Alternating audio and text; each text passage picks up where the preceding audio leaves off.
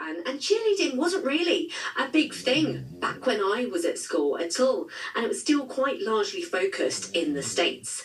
However, the world of cheer in the UK is rapidly growing. It's a rapidly growing sport, and through these moments where I'm scrolling on Facebook at night when I should probably be sleeping, this one group just keeps popping up on my feed, and I've watched their videos, and yeah, I'm just in awe of what they're doing. They're based in Kings Langley. They are called Twisted Cheer and Dance, and Chris Vazzy-Howe is the programme director and joins me now. Hello.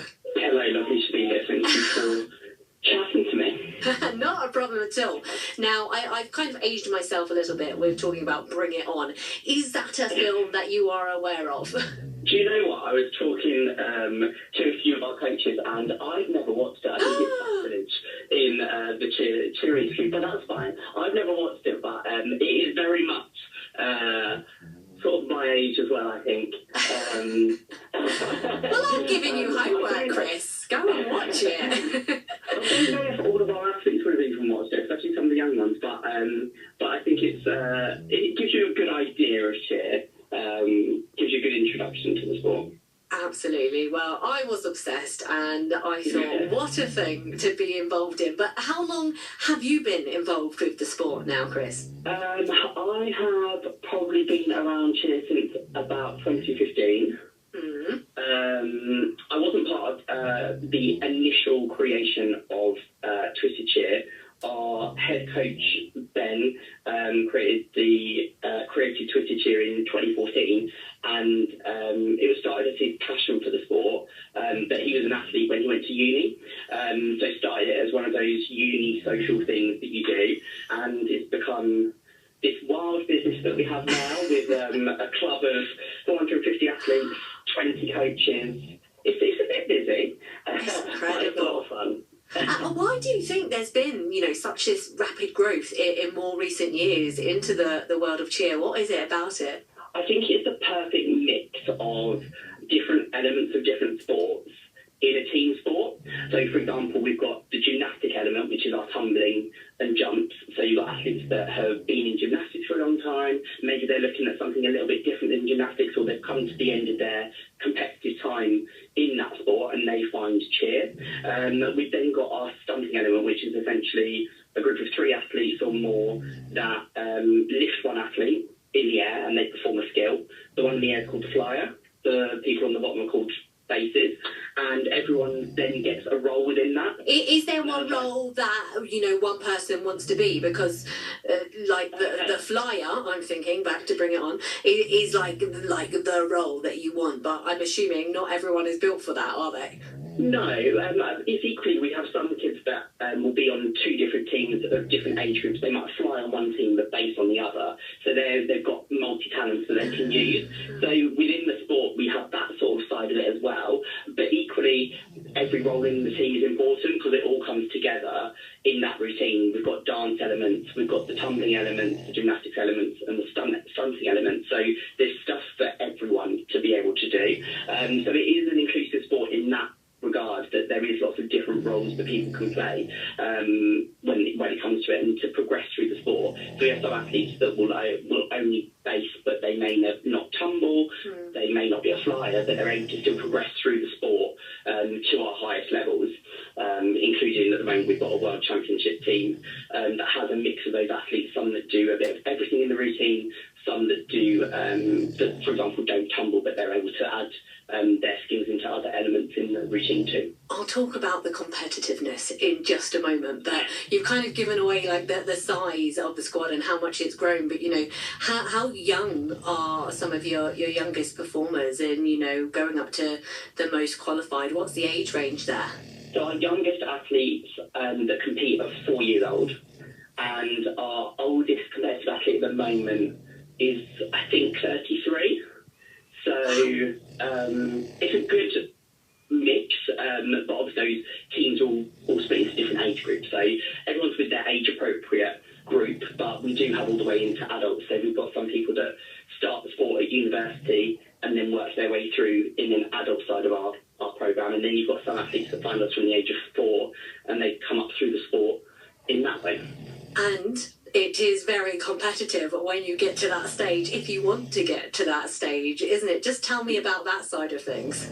Yeah, I mean, I think I'd start with the caveat that you don't have to start with competitive teams. Like, we have over 100 of our athletes are athletes that aren't part of our competitive teams. They're in our development and academy classes, which teach them that foundational skills within the sport. It gives them the chance to then move into the competitive teams at a later point, but you can start just from an hour a week, just having fun within the sport, and then move into sort of a more competitive route afterwards. Within the competitiveness of cheer, we always love good sportsmanship, and part of what we try and teach is those good life skills of good sportsmanship, teamwork, and really pushing through with resilience when it can be a bit hard when they're working on those really tough skills. But our World Championship team that we have, they're called Code Red. They're heading to Florida in April to compete against all of the teams in the world that enter in their divisions. And there's a lot of competition with the US teams when we're out there. But it just shows that the sport within the UK is moving in that direction, and we are competitive with those teams. There's been a number of different clubs within the UK that have won at Worlds, like being classed as world champions, and it just shows that the sport's really growing in that direction. And I think seeing those things gets the name of cheer out there a lot, and that's why the numbers keep growing and people keep loving what we're doing, hopefully. It does sound just, really exciting to be a part of, and I think this is why you kind of jumped onto my algorithms, because I think I have a friend on Facebook whose children are part of a cheer team, and I know they're fundraising so they can go to these competitions, because you're going all over the world, aren't you? Yeah, so this year we've had 3 travel things that we've done. One of them's been to Disneyland Paris. That was a fun trip just before Christmas, and we took 3 teams there. Then we've got Worlds, which happens in Florida, and that's in April. And then we've got a trip with 3 of our teams that is going to go to Lisbon in June time. Obviously, the travel teams are a part of what we do, but it's not the main thing that you think about when you're looking at cheer. It's about that, how to give your child confidence, get them to perform and have that confidence on the floor, but also to give them those friends for life that they get from being in cheer. Absolutely, and I imagine you must have a lot of trust in these teams when you're doing cheer, because you're doing so much and learning so much together. Especially as a flyer, you're putting all of your trust in your friends and your fellow mates there as well, aren't you? So the relationships formed must be like just really strong bonds. So it must be a lovely thing to be part of. Yeah, I think it's that thing, seeing the full circle of like athletes coming in maybe our cheer academy classes. I'm thinking of one athlete, she came in to our hour-a-week class, and she was doing that, got a love for it, moved into our competitive teams.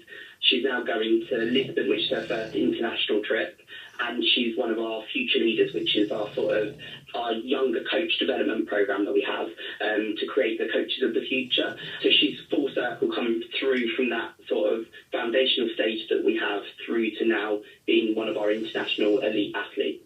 And I know that you have your annual showcase today as well, don't you? What will be happening there? Yes, so our annual showcase is called the Red Reveal, and it is our big event where all of our competitive teams show their routines for the first time. It's sort of called the Red Reveal because it's the first time people will see those routines as they should be competed on the competition floor. And the funnest and best part of all of it is that our youngest athletes get to see our oldest athletes competing, and our oldest athletes get to support our younger athletes as well. And the bonds that are formed, even on a day like that, where you've got some of those younger athletes that are a bit worried, a bit anxious about what it's all going to be like. They've got those older athletes there to support them. So yeah, we're running on Sunday, so tomorrow, for at Hatfield University, their sports campus. So we've got over 500 spectators to each of the shows, and we cannot wait for all the support and all the love to be shown to our Twisted family. That's going to be an amazing thing to be part of. And it's cheer for everyone, for girls, for boys, and what age can you kind of compete or perform until? as we know as we get older until your body allows you, really. Yeah, I don't think I could. So in general, it is 4 to pretty much whenever your body allows you to do it. But some teams have like adult teams that they do as fundraisers as well. So we've seen much older athletes competing as well, which is good to see at competitions. We don't currently have an adult team in regards to like parent team or parent guardian team, but I'm always up for a good fundraising idea, and that sounds like a great one for me. Well, you've got my number now. You know where I am. I could be tempted. And boys on the team as well? Yeah, we have boys and girls within our programme, and always welcome new people to the sport. Obviously, looking from the outside, you might not see cheer as a male and a female sport, but we do have a lot of males within the sport, and the strength elements, the gymnastic element, these are real strong elements that boys are normally quite happy to do. And yeah, we've got a good number of boys within our programme, both at our entry level and through our different competitive teams as well. If anyone is interested in getting in contact with us, if they're in the area or interested in cheer, then they can find us on Instagram at TwistedCND. And if they want to look on our website, just search for Twisted Cheer and Dance and they'll find us. Perfect. That was going to be my next question, where to find you. I would love to catch up with you later in the year, maybe, before you go to the World, see how the team are feeling and kind of follow that process. So I'd love to come down and watch you all train one day, if that's all right. Yeah, no, that would be amazing. See what cheer is on the competitive front rather than just on Bring It On. Amazing. Well, Chris, thank you so much for your time. It's been lovely to talk to you. No worries. Thank you very much for having me. You take care. Bye for now. Bye.